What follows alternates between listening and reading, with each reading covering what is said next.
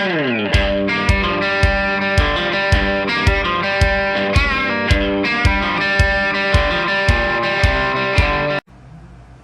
guys, welcome back to the shop. This is kind of a continuation of my threading stuff. So I managed to figure out how to run the lathe and actually cut some pretty good threads. I mean, it's very precise in its movements. And so I'm moving on to the next part, which is cutting them properly, where I get a better surface finish and more accurately. So in the past, I used this, there's a scale that I added to the cross slide so I could use on my DRO. I think you can see it up there, up here. So, you know, that's how it worked. Obviously I have the dials, but they're all in metric. And with a DRO, I can switch it back and forth. So I decided, you know, a long time ago, I wanted to figure out how to put some kind of an indicator on the cross slide for this exact reason. And there's not a lot of room on this little lathe. And after a lot of computating and speculating and fabricating in my mind, I decided, you know, I had seen a lot of videos where guys take a vernier caliper and mount them. That's an option. Another option, which is the first option, is something like this. You know, this is a dial indicator on a magnetic base, and like often I'll put it over here to touch, you know, stuff like that, but there's no practical way to put this guy where it grabs that compound. So I'm digging around, I was looking at my various little, you know, indicators that I have. There's another one. But rooting around in my toolbox, my automotive toolbox, I came up with this guy. So this little guy, you can see this dial indicator on a flat plate, and it moves a little dial indicator. And let's see real quick.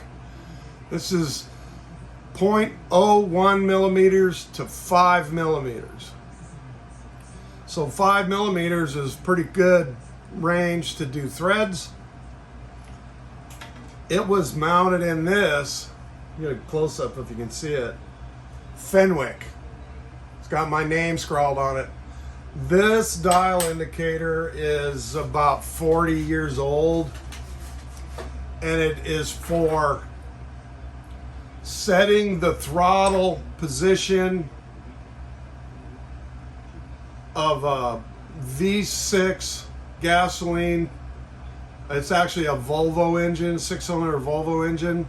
It's found in Volvos, it's found in Peugeots, and it's found in DeLoreans. So that same engine has gone through, it's still around in different iterations, but back in the 80s, it was a fuel injected, naturally aspirated 6-cylinder in the DeLoreans and the Peugeots. Those are the ones that I saw the most of. And this little dial indicator was so you could set the throttle angle. But it's tiny. I'm going to zoom in a bit. Come on now. So right here are two screw holes, two threaded holes that held a hokey little shield that stuck out here to keep the chips from flying up. And without getting into a discussion about shields, I find them to be rather dangerous. So I took it off. But what I'm going to do is make a tiny little fixture that'll mount right here. Something like this, I'm going to pick a strip of metal with a slot in it that I can put two screws so I can slide this guy back and forth. And then somewhere down here on the bottom, I'm going to put another screw hole with a thread to put some sort of a pintle that goes up where I can adjust it and get it to hit this guy actually be this way and get my measurement. So obviously 5 millimeters is vastly less than the travel of this guy. So I'm going to make something that's designed to hook up there when you're threading. That, you know, so the first step is to figure out how to mount this guy over here somewhere. And that's this little slider. And I forgot to turn the damn video on. Dumbass.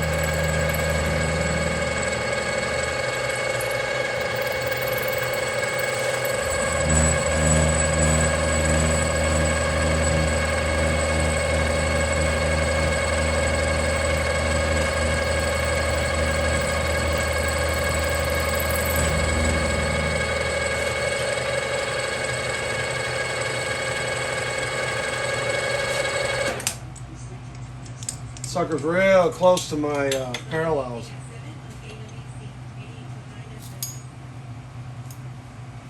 Ow. Chips. Sharp chips. There it is. Part. First part.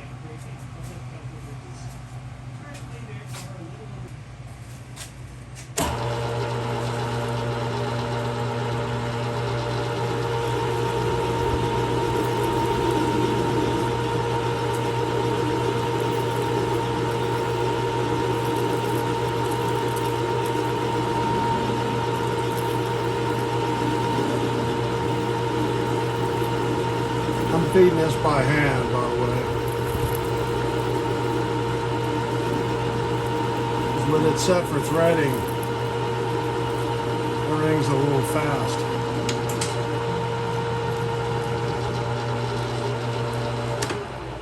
Once I hit that 8 millimeter hole in the middle, there it is. Second part.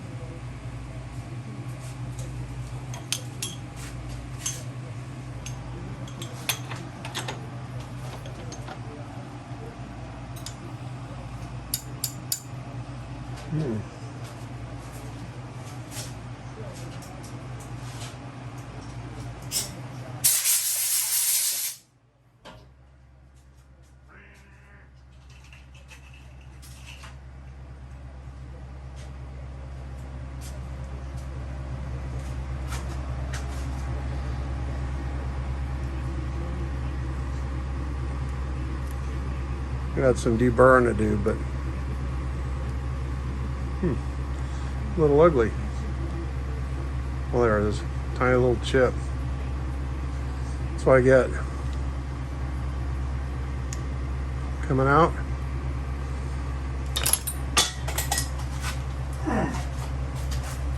See how it fits the indicator hub.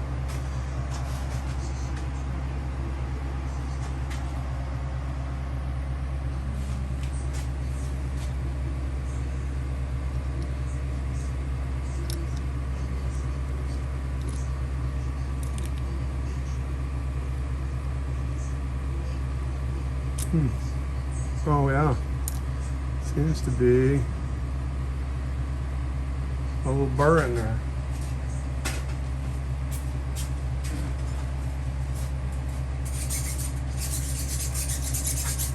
If you've got a lathe and you don't have, or a mill and you're doing this stuff and you don't have a chainsaw blade sharpening file, you need to get one because they are great.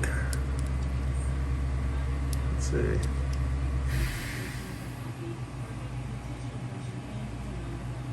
Boy, that's pretty friggin' close. And tighten this guy down. I might make a thumb screw, I don't know. No, I just got to weld this onto a piece and I'll have the top half done. So here's the 4 parts. Let's see, right here. So I'm gonna weld them. I wanna, oops. First thing I gotta do is clean this a little bit. A little denatured alcohol. So this plate, I mean, it's got a lot of stains, but it doesn't have any oils, or this is usually flux or burnt from welding on it. I want to get that, see, I get that spooge off of there. What I also want to do is clean these parts real good. For the same reason, and you notice at the end I stop touching them with my fingers as much as possible.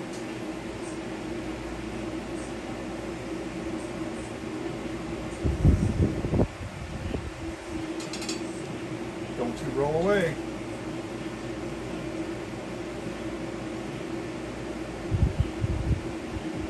So put that down there. I'm going to get this rag out of here.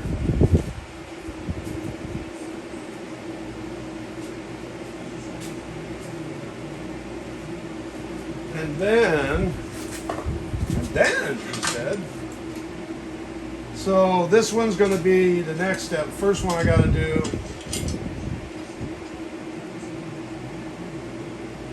basically weld this guy like this, right? So what I want to do is really try and scrub some of the oxidation off of the surface. This is stainless steel. It's a 1/2 inch by 1/8 inch stainless steel bar, flat stock, you know. And I'll weld it together, but it's got a patina that interferes. What I'll do is I'll tag it together.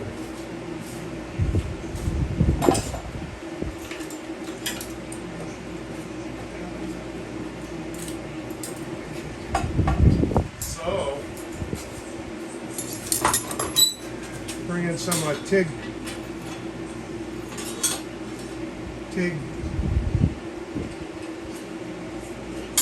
what I don't know what you call them, hold down. So it just keeps them from jumping around.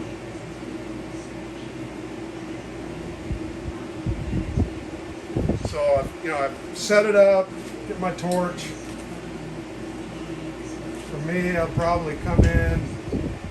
That's kind of scary. If I come in like this, I can hit that side.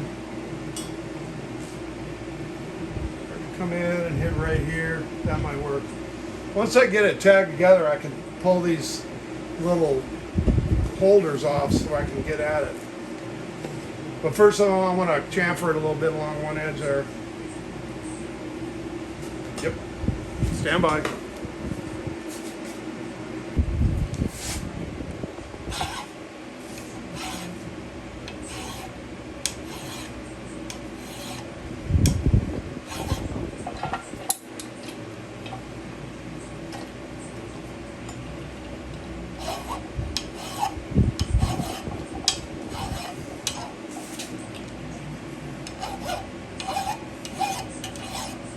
This little vise I got on a stand, what I do is I lean my leg against it with a foot on it and I stabilize it.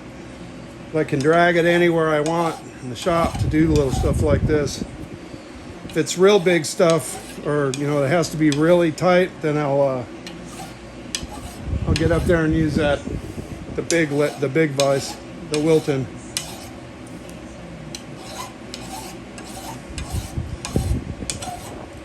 I find this on these tiny parts is the best way to prep them, is with a file, because quite frankly, if you clean it with a brush, or you clean it with sandpaper or a grinder or anything else, you can embed stuff in the stainless that will affect it later. And this one's going to be a little weirder. Let's see. How am I going to get a hold of that?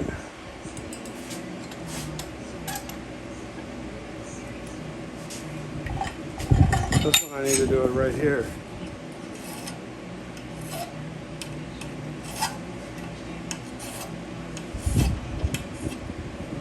Okay. Low. The higher up it is, the harder it's going to be to keep it from vibrating, you know.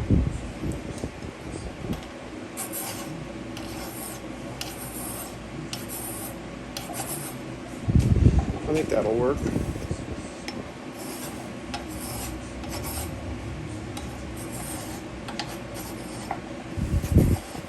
These are small, I'll probably melt them together, but if I have a slot right here, I can lay a little filler in there and make a pretty good weld. I don't want it to break.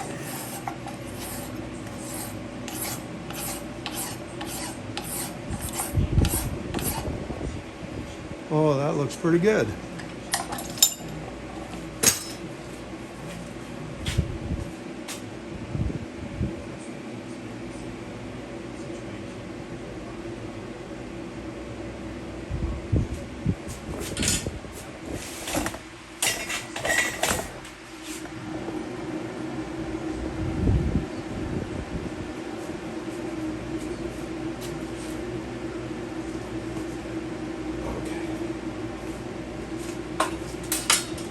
Dude, you're in the way.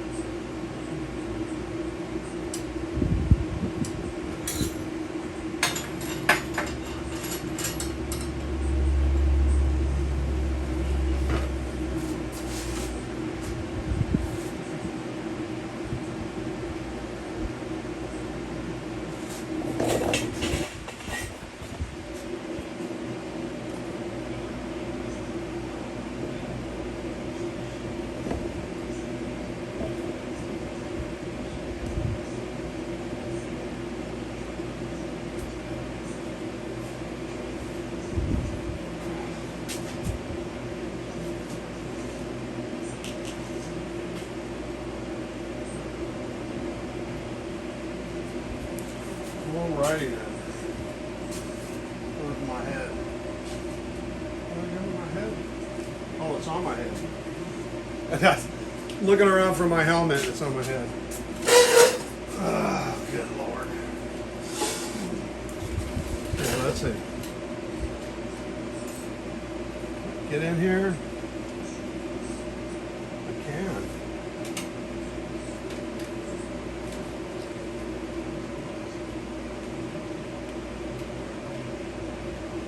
Oh. Hold on, I got fan running, and that ain't a good idea with trying to take something. There you go. It's the other thing you forget, if there's a breeze, even your breathing, if you get it wrong, you can like blow some of the shield off, and there you go.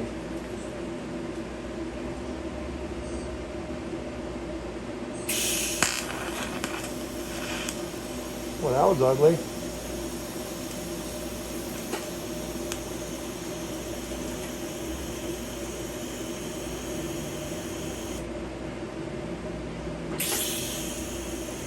Sometimes I give it an extra one. Wow, that's perfect. So then I can take these guys out of the way.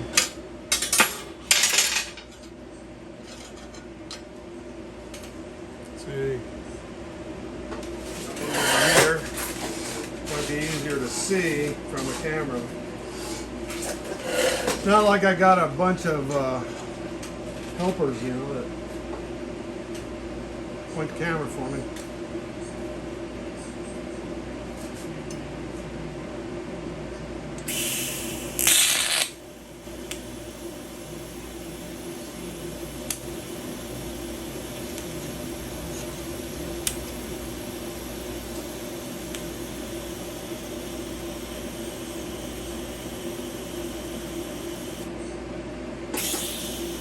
See how shaky my hands are? The older I get, the worse they get.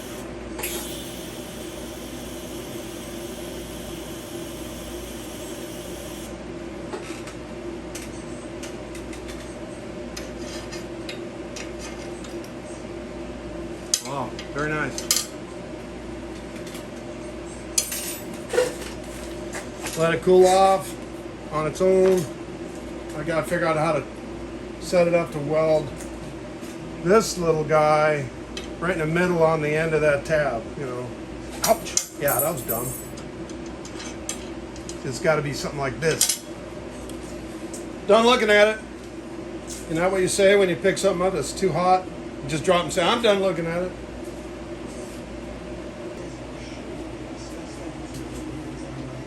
Okay, well you can't see it from this angle, but I've got like a piece of like 3/16 steel that I used left over from boring a hole, lifted it up, and a couple of pieces of thin copper sheet. So it's holding this thing right in the middle. I got this little holder down through the hole. Seems to be stable enough for me to try and tag it. So let's see if I can do it.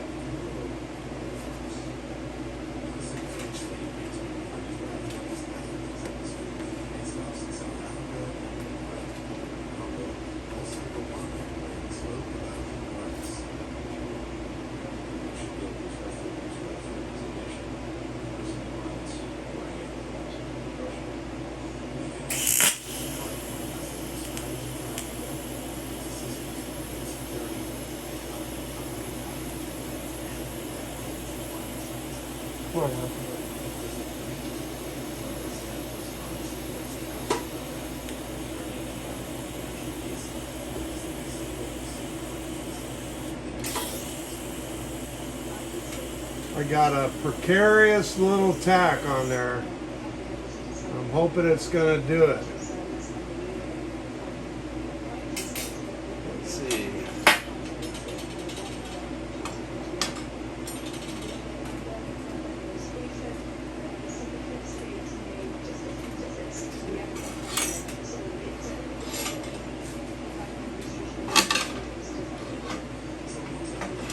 This guy is kind of in my way. You see? I still see it? Sorta. Sorta, kinda. Oh, get out of the way.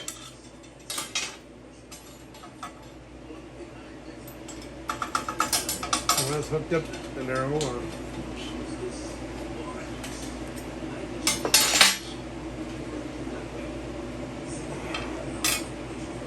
Let's see. Not too sure I like that guy.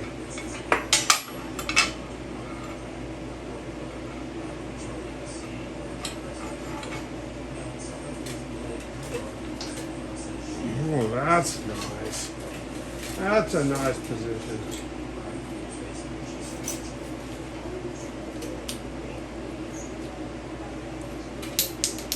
Oh, dang it. Just yanked my friggin' cup off.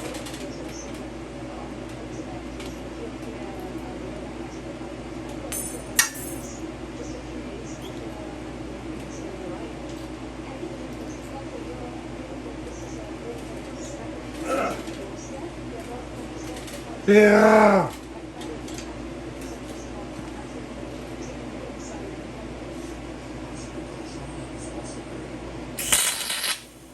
Whoa. That was ugly.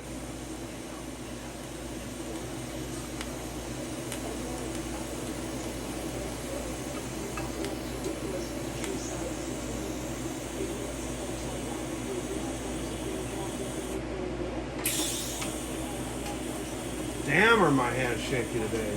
Wow. That's horrible.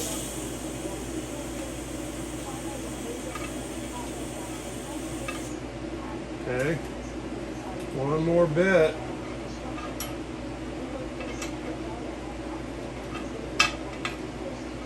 Right there.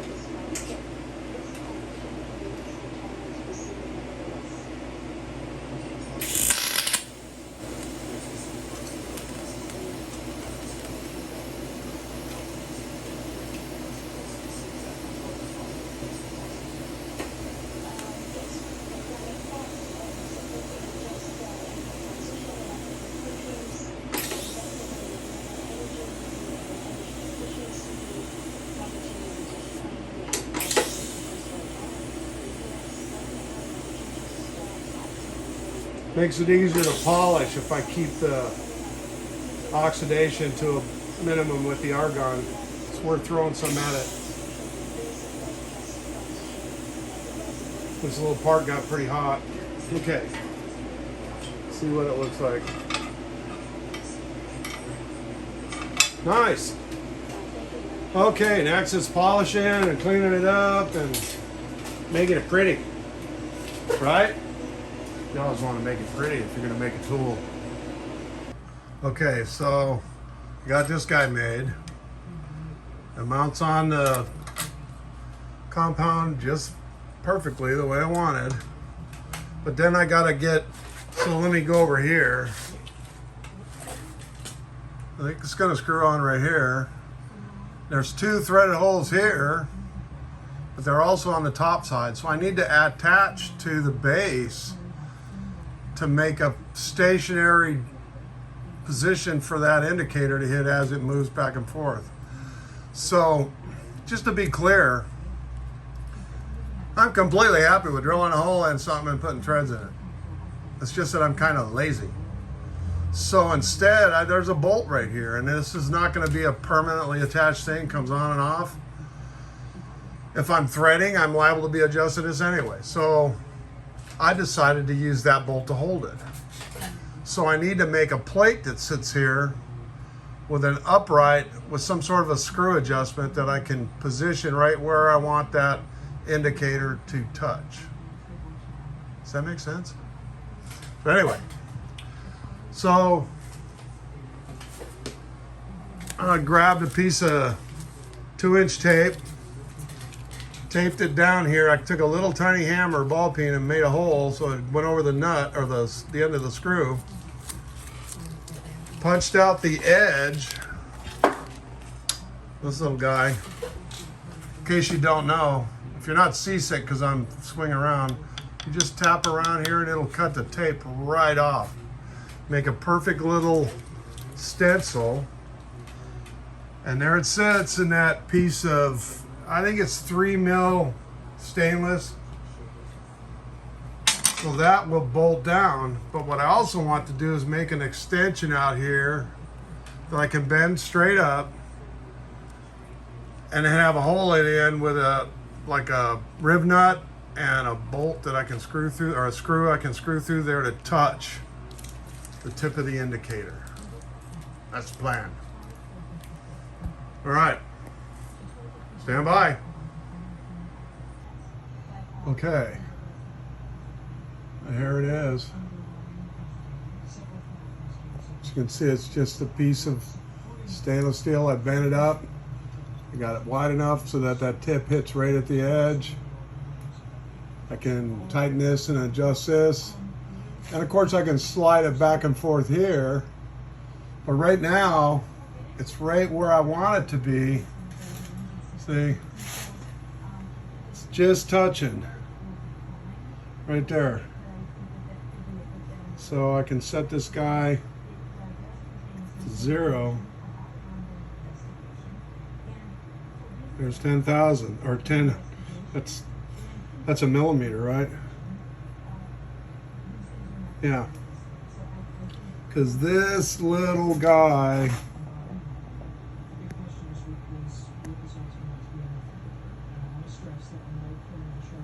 .01 millimeter through 5 millimeters. 5mm is plenty of space to thread with, you know. Or let's see. Sagnomila, yeah. Came in a friggin' DeLorean tool.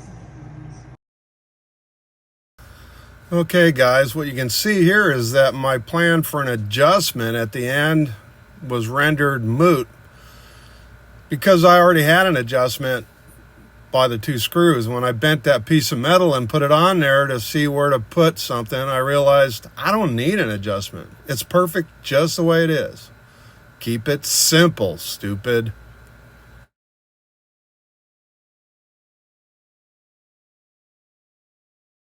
Okay, so one of the subscribers named Lost One, how you doing, Lost One? Made a comment a couple of days ago about the oil, and it kind of reminded me that where I'm at, there's a military surplus yard, and I found like 10 of these cans that you see here, 5-gallon cans of old school cutting oil. It's from there's a big military base here near here, an army base that fabricates and does all kinds of stuff. So these are for lathing on you know, whatever they use at the base, but the stuff is fantastic, and it's also dangerous, which is why I like it. But there's still like 20 gallons sitting in a field near me. Nice. Hey guys, this is turning out to be kind of the middle of the process because I have moved on to more complicated methods of using a compound. But I wanted to end this video with another shout out. There was a bunch of you that came and offered me advice, and every word of it was fantastic. I learned so many things by parsing together all of the knowledge that you guys have, and you hand it over to me. And I want to shout out to a bunch of guys, and I apologize if I miss somebody, but you know, scanning through all the comments trying to catch all the names is kind of difficult, but still, you guys are the best, top tier, and I really got to thank you. So there's a shout out for Mid Engineering, JL Lane, man, dude, you're awesome. Workbench Z, great stuff. And my good friend from foxberg'sfabbercobblin. Yeah, brother, I'm from Michigan, and I think we're probably from similar areas, but over the years, you've been great, and you've always reached out. System Planet, great stuff.